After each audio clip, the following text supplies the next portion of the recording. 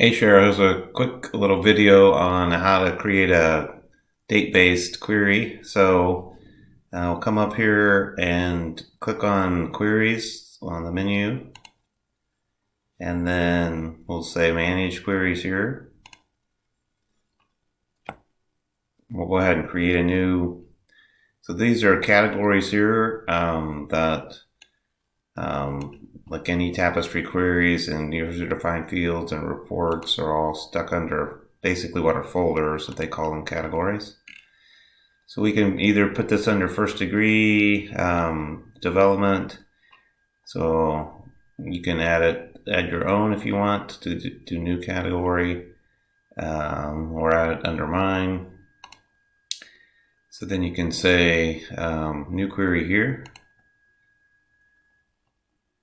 And then give it a name. And then some of the key items are like this data return type. Like if you were bringing back accounts or journal entries. So if you're going to want to bring back all those transactions, all the gifts, or if you just are finding the people or organizations that had given in that time frame, you leave it on accounts, which is probably what you're going to be doing. Then you've got your criteria here that you're going to select with, and so typically probably this individual transaction received.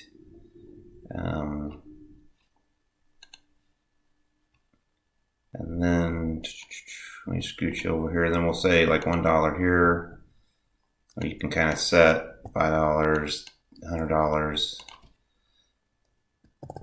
Or, typically just to get anyone who's given, then you're just going to say $1. And then we're going to also do the dates, so journal entry date.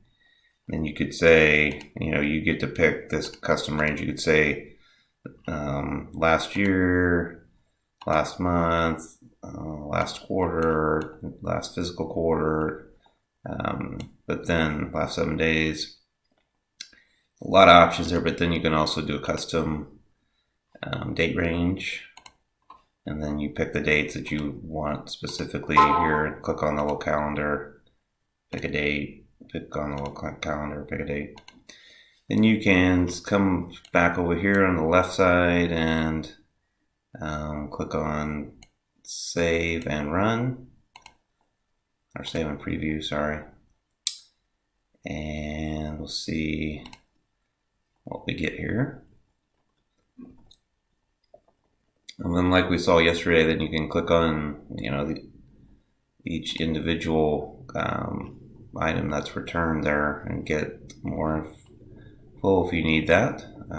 Or you can use that as a report. So those 77 entries, that was just that random query, you could scroll or export all of that, like here, like we were doing yesterday, at the bottom of that other report, and then get all the stuff that you need in Excel, etc. All right, take care.